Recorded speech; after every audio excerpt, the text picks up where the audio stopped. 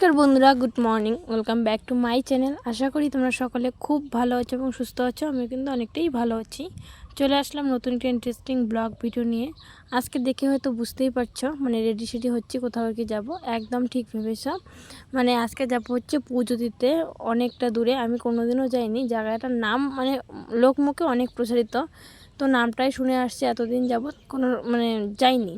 তো আজকে হচ্ছে ফাইনালি সেই জায়গাটায় যাব। মানত আছে, মানত পূর্ণ হয়েছে, তো সেখানে আমরা পুজো দিতে যাব। সেই জন্য একটা লাল পাড় শাড়ি পরেছি। আর এই শাড়িটা না আমাকে বিয়েতে গিফট করেছিল।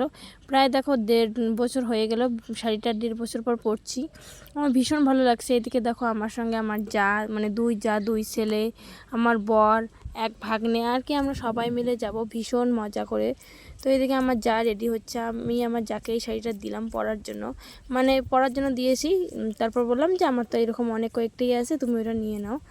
আর এদিকে দেখো আমার বর কিন্তু রেডি হয়েছে। আমি আমার ছেলেকে রেডি করিয়ে দিলাম। আর কোথাও যাওয়ার সময় আমার বিছানা ঘর সব এলোমেলো হয়ে যায়। আগে তো একাই একাই রেডি হয়েছি, আর এখন 2-3 জনকে রেডি করাইতে আমার অনেকটাই লেট হয়ে যায়। সেটা বলতে গেলে এক রকমের যুদ্ধ করতে হয়।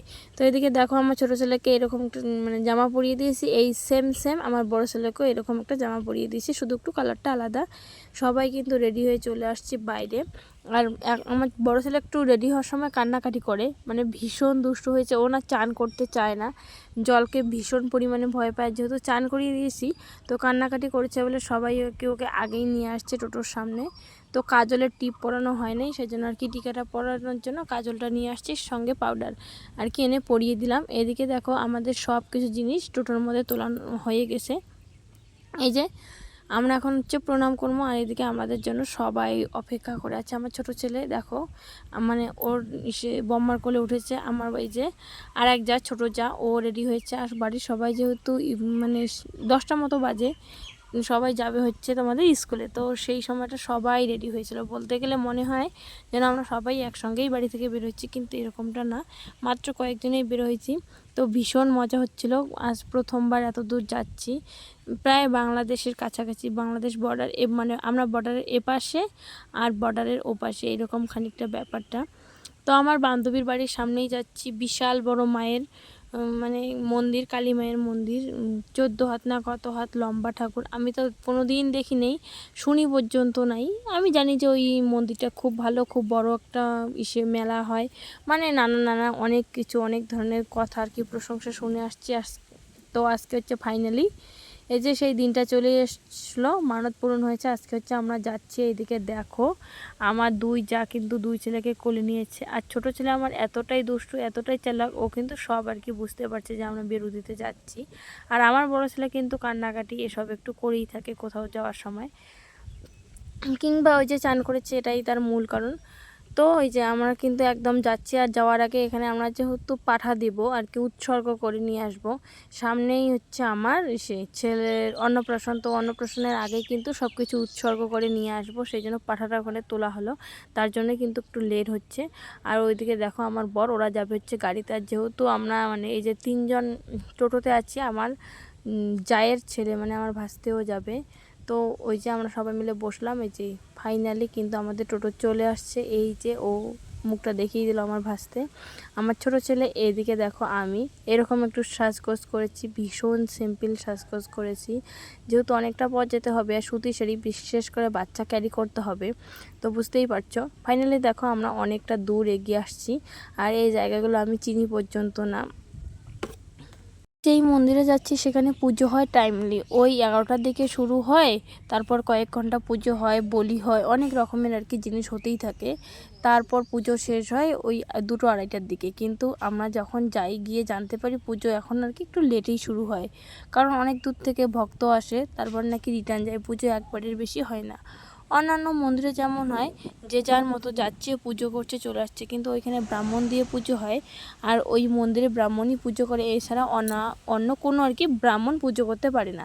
আর এদিকে আমার ছেলেরা তো ভীষণ খুশি, কোথাও যাচ্ছি, ওরা দেখো ওদের কি খুশি আর কি প্রকাশ করা যাচ্ছে না, কতভাবে যে ওরা ভালোভাবে আছে। আর আমি কতভাবে যে এই যে ভিডিওগুলো ক্যাপচার করার চেষ্টা করছি, কিন্তু ঠিকঠাক হচ্ছেই না। আমার এক যাকে দেখা যাচ্ছে তো আর এক যাকে দেখা যাচ্ছে না, ফাইনালি দেখো চলেই আসলাম আমরা সেই মন্দিরে। সবাই একটু আগেই এসেছে, মানে ঢুকেছে, আমিও একটু মানে দেরিতে, কারণ ওই যে ছেলেরা কান্না করেছে মন্দিরে ঢোকার আগেই, প্রচুর পরিমাণে কান্না শুরু করে দিয়েছে। আমি ওই যে ওদের খাবার বানাইলাম, টোটোতে বসেই দুধটা বানিয়ে নিলাম, তারপর কি মন্দির আসছি। মন্দিরটা দেখেই তো প্রথমে ভালো লাগলো, খুব সুন্দর এরিয়াটা, আর এতটা পরিষ্কার পরিচ্ছন্ন সেটা বলে আর কি বোঝানো মানে বোঝাতে পারবো না তোমাদেরকে। দেখে বুঝতেই পারছো আমরা একটু সকাল সকালে এসেছি, এসেই দেখি 11টা বাজে, 1 ঘন্টা লেগেছে আমাদেরকে আসতে। তো হলে কেবলমাত্র মন্দিরের চত্বরে ঢুকে সব জিনিসপত্র রেখে আবার দেখো চলে আসলাম বাইরে। আর বাইরে থেকে দেখো মন্দিরটা ঠিক কতটা বড় আর কতটা সুন্দর। এইদিকে এই যে হাত পা ধুতে চলে আসছি, যেখানে মানে হাত পা ধোয়ার জল সেই জায়গাটা বন্ধ, এখানে খাবার জল রাখা আছে, সেটা দিয়ে আর কি হাত পা ধুয়ে নিলাম, কারণ ওই যে মন্দিরের ভিতরে ঢুকবো আর কি। এখন আমরা চলে আসছি হচ্ছে মাধাইকাল মন্দিরে। আমরা একবার ভিতরে গেছি, তারপর এখন হাত পা ধুতে চলে আসছি। এখানে দেখো আমার ছেলে, আমার ভাসতে, আমার যা, আমি, আদার্স লোক মানে ভিতরে এখন হাত পা ধুইলাম, এখন হচ্ছে যাচ্ছি। জানি না কতটা শেয়ার করতে পারবো।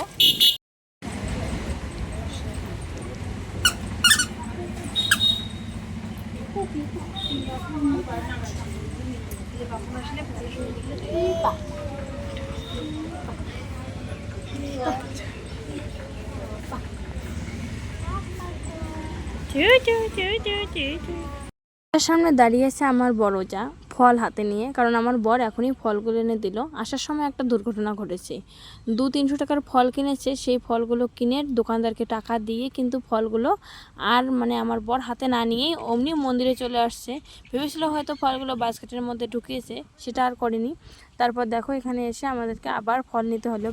যখন বাড়ি এসি, আসার সময় কিন্তু আগে আমরা যে দোকানে টাকা দিয়েছিলাম ফল নেইনি, সেই দোকান থেকে ফলগুলো নেই। আর এখানে এসে আমরা 6 রকমের ফল নিয়েছিল আমার বর। তো নিয়েছে হচ্ছে নারকেল, আম, আপেল, তারপর মৌসুমি, কলা, অনেক কিছুই। এখানে দেখো অনেক লোকজন, আর আমার ছেলে দিকে প্রচুর পরিমাণে ঘুমিয়ে গেছে। আর মন্দিরে দেখো অনেক লোকজন আসতেছে এখনও পর্যন্ত, মানে এখনও পর্যন্ত প্রচুর অনেকটাই লেগ। আর যেহেতু আমরা ভোগ দিব, ভোগ ওইদিকে রান্না হচ্ছে, পায়েসের ভোগ দেবো আর কি, অনেকে খিচুড়িও দেয়। তো এই হচ্ছে দেখো মা কালী। তো এটা আমি লম্বায় ভিডিওটা করেছি, যদিও বা ভিডিওগুলো করতে দেয় না, আমি অনেক কষ্ট করেই ভিডিওগুলো করেছি। মানে এই মন্দিরের ভিডিও করা একদম মানে আর কি কী বলে এটাকে, বাধ্যতামূলকভাবে বন্ধ করে দিয়েছে। তবুও আমি লুকিয়ে চুপি সারে এই ভিডিওগুলো করেছি তোমাদের জন্য, কিংবা বলতে পারো তোমাদের জন্য না হলেও আমার জন্য। আমি জানি না ভবিষ্যতে আসতে পারবো কি পারবো না, তখন আমি আর কি দেখবো।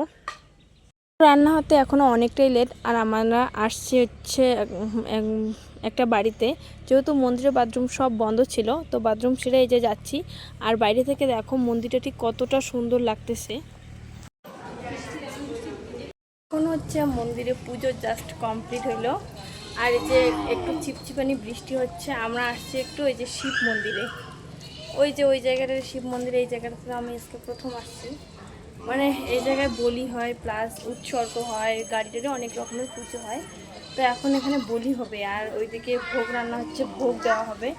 অনেকটাই লেট হবে, এখন 2টা মতো বাজে। এই দেখো আমার ছেলেকে যে চেঞ্জ করিয়ে দিলাম, খুব গরম পেয়েছে।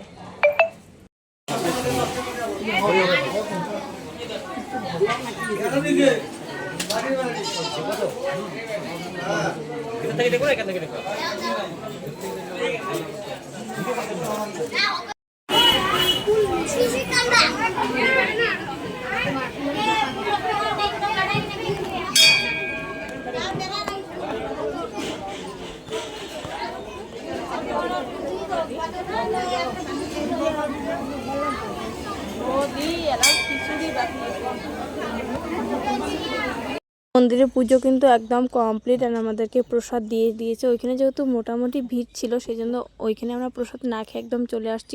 প্রসাদ নিয়ে বাড়িতে গিয়ে আর কি একদম ডিরেক্ট প্রসাদ খাবো। আর আসছি একটা বাজারে এসে আর কি এখানে মিষ্টি খাবো, সেই জন্য আসছি যে কিছু একটা খাবো। এই মিষ্টির দোকান খুঁজতে খুঁজতে পাইলাম, মানে খোঁজাখুঁজি করে অনেকটা ভালো দোকানই খুঁজতেছি। তো সবাই মিলে মিষ্টি খাওয়ার কথা ছিল, তারপর খাইলাম হচ্ছে পরোটা। যে খাওয়া দাওয়া করে এই বাজারটায় ছিলাম একটু আগেই। পর কিন্তু আমরা খাওয়া দাওয়া করে একদম আর কোনো রকম দেরি না করে চলে আসছি বাড়ি। এই যে এখানে তারপর আমাদেরকে প্রসাদ দিয়েছে, ফল প্রসাদ আগেই আমি খেয়ে নিয়েছি। এখানে হচ্ছে কেবলমাত্র ভোগ না, এদিকে আমার বোন, আমি, মানে সবাই মিলে আর কি খাচ্ছি। আর দেখো মুখটা ধুয়েছি, এখনও যে আমাকে সিঁদুরের টিকাটা পরিয়েছে ওটা কিন্তু উঠিয়ে নি, যেহেতু এসে আয়নাটা পর্যন্ত দেখিনি। তারপর যখন আমি ভিডিও করি তখন মানে ভিডিওটা এডিট করি তখন বুঝতে পারি যে এরকম